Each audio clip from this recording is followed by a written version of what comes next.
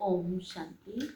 आज की मुरली है 2/12/2025 प्रातः मुरली। ओम शांति। बाप दादा मधुबन। मीठे बाबा के मधुर महावाक्य हैं। बाबा ने कहा, मीठे बच्चे, तुम्हारा वायदा है कि जब आप आएंगे तो हम बारी जाएंगे। हमने वायदा किया भगवान से। अब बाप आए हैं तुम्हें वायदा याद दिलाने। आज का प्रश्न है, किस मुख्य विशेषता के कारण पूज्य सिर्फ देवताओं को ही कह सकते हैं? उत्तर है, देवताओं की ही विशेषता है जो कभी किसी को याद नहीं करते, ना बाप को याद करते, ना किसी के चित्रों को याद करते हैं। इसलिए उन्हें पूज्य कहेंगे। वहाँ सुख ही सुख रहता है, इसलिए किसी को याद करने की भी दरकार नहीं है। अभी तुम बाप की याद में ऐसे पूज्य पावन बने हो जो फिर याद करने की भी दरकार नहीं रहेगी। ओम शांति। मीठे मीठे रूहानी बच्चे, अब रूहानी आत्मा तो नहीं कहेंगे। रूह अथवा आत्मा एक ही बात है। रूहानी बच्चों प्रति बाप समझाते हैं, आगे कभी भी आत्माओं को परमपिता परमात्मा ने ज्ञान नहीं दिया। बाप खुद कहते, मैं एक ही बार कल्प के पुरुषोत्तम संगम युग पर आता हूँ, ऐसे और कोई भी कह ना सके। सारे कल्प में सिवाय संगम युग के बाप खुद कभी आते हैं? बाबा ने कहा, मैं आता हूँ संगम, बीच में मैं कभी नहीं आता हूँ। बाप संगम पर ही आते हैं, जबकि भक्ति पूरी होती है। बाप फिर बच्चों को बैठ ज्ञान देते हैं, अपने को आत्मा समझ और बाप को याद करो। ये कई बच्चों के लिए बहुत मुश्किल लगता है, बहुत सहज है, परंतु बुद्धि में ठीक रीति बैठता नहीं, तो घड़ी घड़ी समझाते रहते हैं।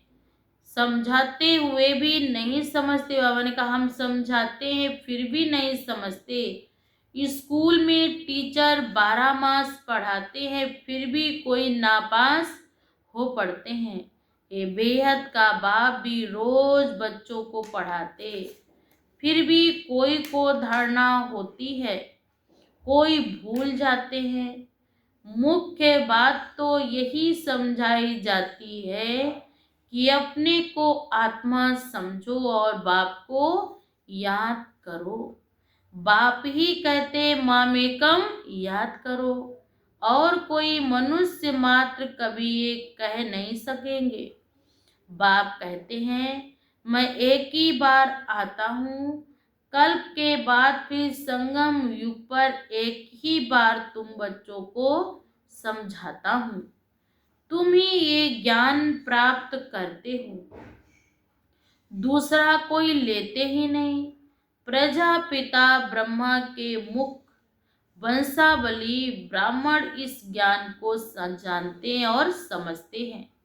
जानते हो, कल पहले भी बाप ने इस संगम युग पर ही ज्ञान सुनाया था। तुम ब्राह्मणों का ही पार्ट है, इन वर्णों में फिर फिरना तो जरूर है, और धर्म वाले इन वर्णों में आते ही नहीं हैं।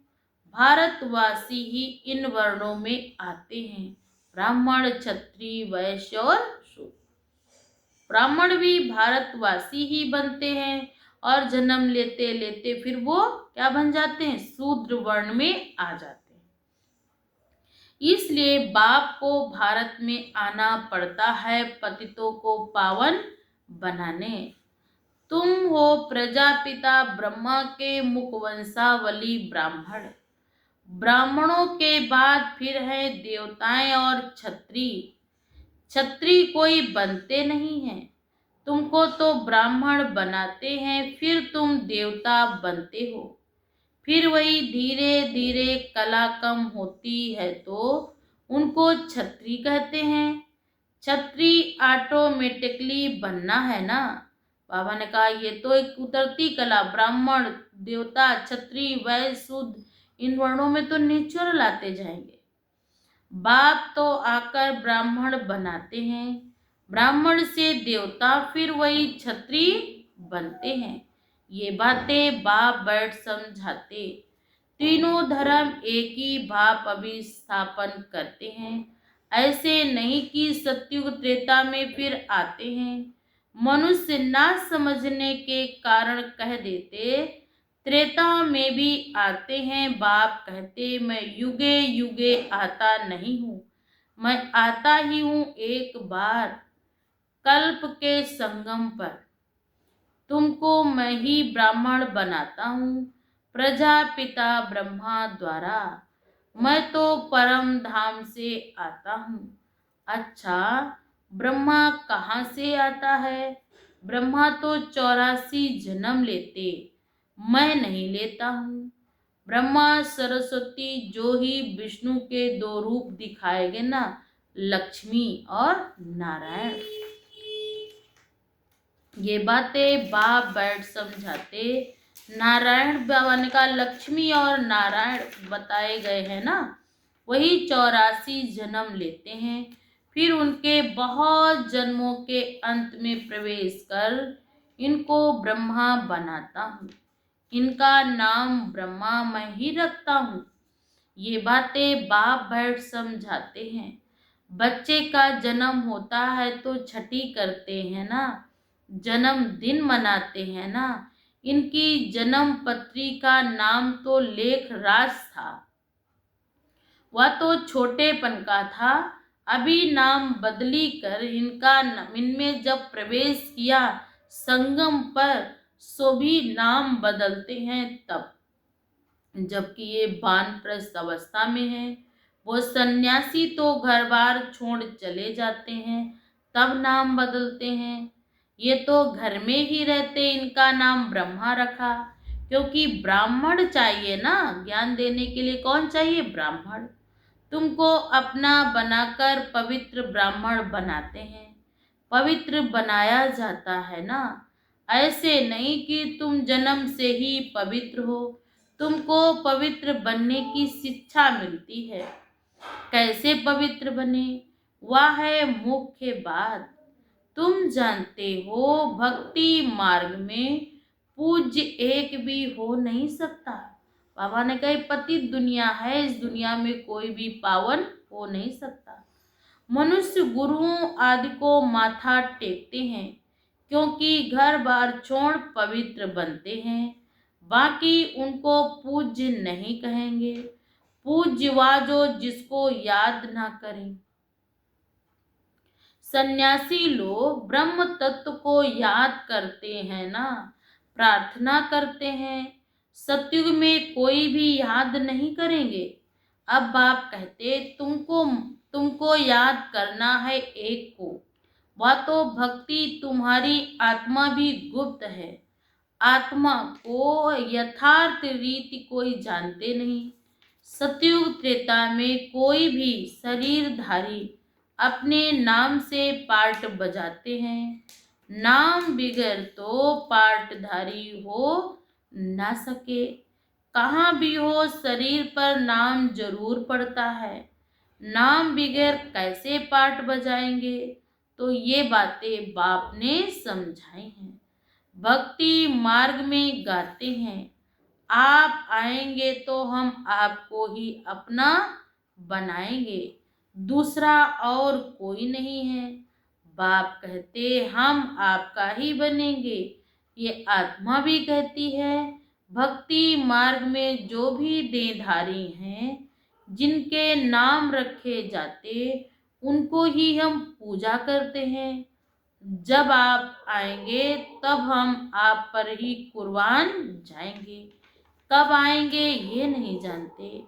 अनेक देहधारियों की नाम की दे पूजा करते हैं ना। बाप कहते हैं जब आधा कल्प भक्ति पूरी होती है तब बाप आते हैं, कहते हैं तुम जन्म जन्मांतर करते आए हो भक्ति पूजा पाठ, हम तुम्हारे बगैर किसी को भी याद नहीं करेंगे, अपनी देह को भी याद नहीं करेंगे, परंतु मुझे जानते नहीं कैसे याद करेंगे। अब बाप बच्चों को बैठ समझाते हैं, मीठे मीठे बच्चों, अपने को आत्मा समझो और बाप को याद करो।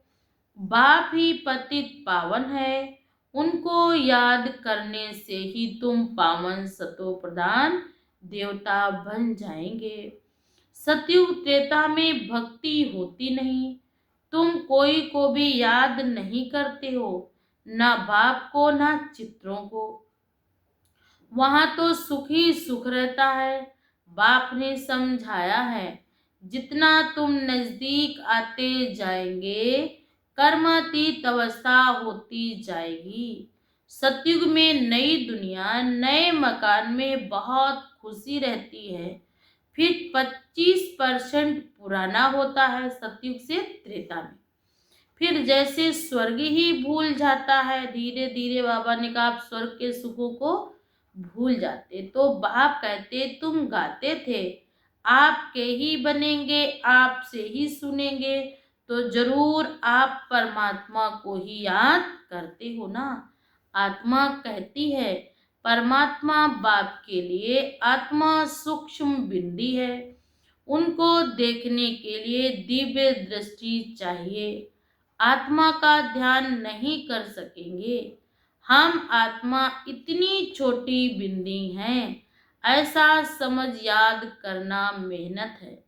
आत्मा के साक्षात्कार की कोशिश नहीं करते, परमात्मा के लिए कोशिश करते। जिसके लिए सुना है वो हजार सूर्यों से भी तेजोमय है। जिसको साक्षात्कार करना होता है तो कहते हैं बहुत तेजोमय था, क्योंकि वही सुना हुआ है ना, तो वही रूप देखते हैं। जिसको नौधा भक्ति करते हैं देखेंगे भी वही कि अति हजार सूर्यों के बराबर उसमें शक्ति था, तेज था। नहीं तो बाबा ने कहा विश्वास नहीं बैठेगा कि हमने एक देवी देवता के रूप में देखा, या हमने शांति के सागर को उनकी बाबा ने कहा ना ज्योति बिंदु के रूप में देखा, तो विश्वास नहीं होगा। वो एक ही विश्वास है कि वो अति तेज हजारों सूर्यों से बराबर उसमें शक्ति है। विश्वास नहीं बैठेगा। बाप कहते आत्मा को ही नहीं देखा तो परमात्मा को कैसे देखेंगे, आत्मा को देख ही कैसे सकते हैं। और सबके तो शरीर का चित्र है, नाम है आत्मा। बिंदी बहुत छोटी है, उनको कैसे देखें। कोशिश बहुत करते हैं परंतु इन आंखों से देख ना सके। आत्मा को ज्ञान की अव्यक्त आंखें मिलती हैं। अभी तुम जानते हो हम आत्मा कितनी छोटी है। मुझ आत्मा में 84 जन्मों का पार्ट नोंधा हुआ है, जो फिर मुझे रिपीट करना है। बाप की श्रीमत मिलती है श्रेष्ठ बनाने के लिए, तो उस पर चलना चाहिए ना। तुम्हें दैवी गुण धारण करने हैं। खान पान भी आपका रॉयल होना चाहिए, चलन भी आपकी रॉयल होनी चाहिए। तुम देवता बनते हो, देवताएं खुद पूज्य हैं, ये कभी किसकी पूजा नहीं करते। ये तो डबल सिरताज है ना, ये कभी किसे पूजते नहीं है। कौन? देवी और देवता, अर्थात लक्ष्मी और नारायण। देवताएं खुद पूज्य हैं, वह कभी किसी की पूजा नहीं करते हैं। ये तो डबल सिरताज है ना, ये कभी किसी की पूजा नहीं करते। फिर बाप कहते हाँ एक दो को रिगार्ड जरूर देंगे देवी देवता आपस में। ऐसे नमन करना, इनको रिगार्ड देना हुआ, ऐसे दिल में उनको याद करना है ना। रिगार्ड तो देना ही है। जैसे प्रेसिडेंट हैं, सब रिगार्ड रखते हैं, जानते हैं ये बड़े मर्तबे वाला है, नमन थोड़े ही करना है। तो बाप समझाते हैं ये ज्ञान मार्ग बिल्कुल अलग चीज है। इसमें सिर्फ अपने को आत्मा समझना है, जो तुम भूल गए हो। शरीर के नाम को याद कर लिया है, काम तो जरूर नाम से ही करना है ना। बगैर नाम किसको बुलाएंगे कैसे। भल तुम शरीरधारी पाठ बजाते हो, परंतु बुद्धि से शिव बाबा को याद करना है। श्री कृष्ण के भक्त समझते हैं हमको श्री कृष्ण को ही याद करना है। बस जिधर देखता हूँ कृष्ण ही कृष्ण है। हम भी कृष्ण, तुम भी कृष्ण। अरे तुम्हारा नाम अलग है, उनका नाम अलग है। सब कृष्ण ही कृष्ण कैसे हो सकते हैं। सबका नाम थोड़े ही होता है। जो आता सो बोलते रहते। अब बाप कहते भक्ति मार्ग के सब चित्रों आदि को भूल एक बाप को याद करो। चित्रों को तो तुम पतित पावन नहीं कहते हो। हनुमान आदि पतित पावन थोड़े ही हैं। अनेक चित्र हैं, कोई भी पतित पावन नहीं है। कोई भी देवी आदि जिसको शरीर है उनको पतित पावन नहीं कहते हैं। 6-8 भुजाओं वाली देवी आदि बनाते सब अपनी बुद्धि से। ये है कौन वो कोई भी नहीं जानते। ये पतित पावन बाप की औलाद है ना, इसीलिए इन्हें क्या कहते पतित पावन। ये किसको भी पता नहीं। तुम्हारा रूप तो ये साधारण ही है। ये शरीर तो विनाश हो जाएंगे। ऐसे नहीं कि तुम्हारे चित्र आदि रहेंगे, ये सब खत्म हो जाएंगे। वास्तव में देवियां तुम हो, नाम भी लिया जाता है। सीता देवी, फलानी देवी, राम देवता नहीं कहेंगे। फलानी देवी व श्रीमती नहीं कह देते, वो भी वहां रॉन्ग हो जाएगा। अब पावन बनने के लिए पुरुषार्थ करना है। बाबा ने कहा ये नहीं कि फलानी देवी बन गई, नहीं, अब पावन बनने का पुरुषार्थ करना है। तुम कहते भी हो पति से पावन बनाओ, ऐसे नहीं कहते हो लक्ष्मी नारायण बनाओ। पति से पावन भी बाप बनाते हैं ना, नर से नारायण भी वो बनाते हैं। लोग पतित पावन निराकार को कह देते हैं और सत्यनारायण की कथा सुनाने वाले और फिर दिखाए हैं। ऐसे तो कहते नहीं बाबा सत्यनारायण की कथा सुनाकर अमर बनाओ, नर से नारायण बनाओ। सिर्फ कहते हैं आकर पति से पावन बनाओ। तभी सत्यनारायण की कथा सुनाकर पावन बनाते हैं। तुम फिर औरों को सत्य कथा सुनाते हो और कोई भी जान ना सके। तुम ही जानते हो। भल तुम्हारे घर में मित्र संबंधी आदि हैं, परंतु वो भी नहीं समझते कि ये पावन बनने की कथा स्वयं परमपिता परमात्मा सुना रहे हैं। अच्छा, मीठे मीठे सिकिल्धे बच्चों प्रति माता पिता बाप दादा का याद प्यार और गुड मॉर्निंग। रूहानी बाप की रूहानी बच्चों को नमस्ते। हम सब रूहानी बच्चों की तरफ से रूहानी माता पिता बाप दादा को याद प्यार और नमस्ते। शुक्रिया बाबा, शुक्रिया। अच्छा, आज धारणा के लिए मुख्य सार है। नंबर 1, स्वयं को श्रेष्ठ बनाने के लिए बाप से जो श्रीमत मिलती है उस पर चलना है। दैवी गुण धारण करने हैं। खान पान चलन सब रॉयल रखना है। नंबर 2, एक दो को याद नहीं करना है, लेकिन रिगार्ड जरूर देना है। ऐसा नहीं किसी को हम नाम जपे और उसको रिगार्ड नहीं, हर किसी को सम्मान तो देना ही है। पावन बनने का पुरुषार्थ करना और कराना है। आज का वरदान है, नीरस वातावरण में खुशी की झलक का अनुभव कराने वाले। नीरस वातावरण में खुशी की झलक का अनुभव कराने वाले एवर हैप्पी भव। आज बाबा ने भावार्थ में बताया, एवर हैप्पी अर्थात सदा खुश रहने का वरदान जिन बच्चों को प्राप्त है वह दुख की लहर उत्पन्न करने वाले वातावरण में भी, नीरस वातावरण में भी, अप्राप्ति का अनुभव कराने वाले वातावरण में सदा खुश रहेंगे और अपनी खुशी की झलक से दुख और उदासी के वातावरण को ऐसे परिवर्तन करेंगे जैसे सूर्य अंधकार को परिवर्तन कर देता है। नीरस वातावरण हो, बाबा ने कहा अप्राप्ति का वातावरण हो, और सदा ऐसे उस वातावरण को परिवर्तन करेंगे जैसे खुशी, बाबा ने कहा खुशी की झलक दूर से दिखाई दे।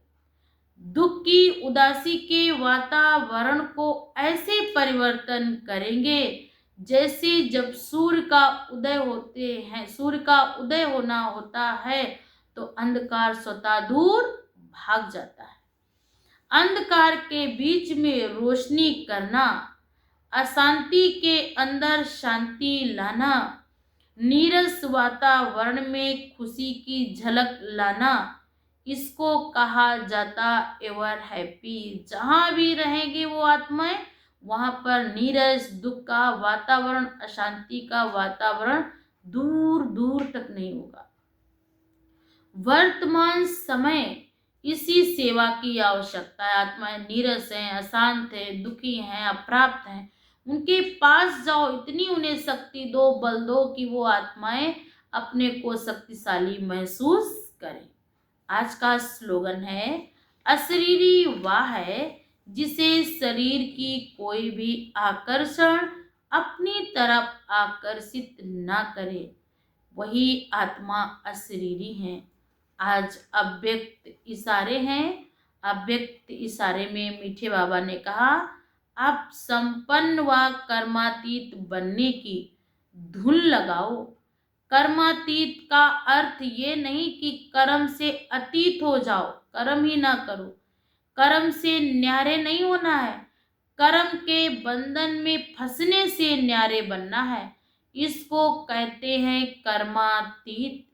कर्म योग की, बाबा ने कहा, स्थिति कर्मातीत स्थिति का अनुभव कराती है।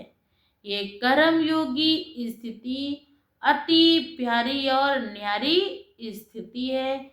इससे कोई कितना भी बड़ा कार्य करे, मेहनत का हो, लेकिन ऐसे लगेगा जैसे काम नहीं कर रहे हैं, खेल कर रहे हैं, क्योंकि देह का कोई भान नहीं होगा, कोई अभिमान नहीं होगा। यही लगेगा हम तो बिल्कुल हल्के हैं, कराने वाला कोई और था, हम आत्मा तो करन हार हैं। उनके अंदर कर्म का कोई बोझ नहीं होगा, वो कर्म भी करेंगी लेकिन उनका मन हल्का और शांत होगा। अच्छा, ओम शांति।